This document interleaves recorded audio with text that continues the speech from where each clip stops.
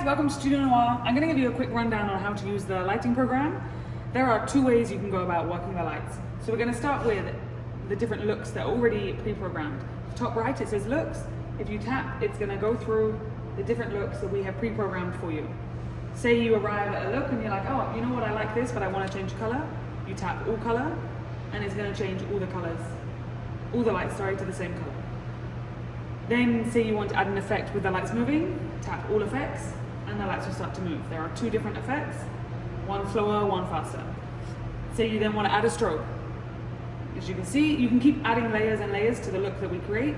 Say you're then like, you know what, I don't like this, clear all, and it will go back to the preset look that we did for you. I'm now going to show you the second option of how to set up the lights. Click off everything, which is what you will do at the end of your booking. We're going to start here. So each color is the different set of lights that we have. At the top, you can see all of their intensities, which is going to be able to show you which light you're working with. We'll start with the spot, which is these 6 at the back. You can then change the colors, positions, prisms. There's a whole bunch of things you can play with here. So for example, let's go with positions. Tap through, there's 17 different positions, so you can go crazy. Front spots, these 2 at the front. We'll change the color, just to show you different things to do. The wash is the 4 larger lights. We will change the position, change color, change the zoom, narrow zoom, wider zoom. There's 5 different options here. Now let's do the beams, which is the 4 going upwards, 2 at either side. As you can see the white come on. We'll change the position, just to show you, and put a gobo on them. It's a little hard to see where they are. Let's change this, change position. As you can see, it has a different prism. So there's a bunch of stuff you can play with. And then finally, for the bars, which are the 2 on the back of the truss, intensity, they're facing each other right now. We'll change the position. This also has 8 different positions, gradually working forward.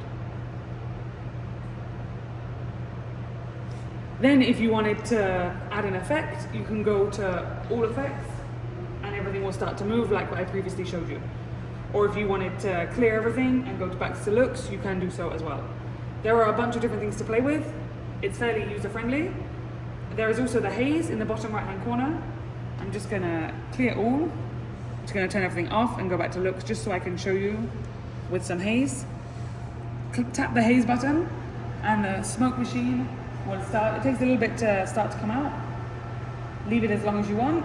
Once you're happy with the amount of haze there is, as you can start to see, it's running through the lights, which is the idea of it, which gives it a good nice look. Tap again and it will stop the haze machine.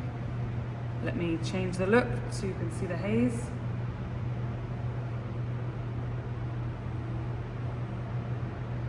And that's basically a quick rundown of how to use the lighting program.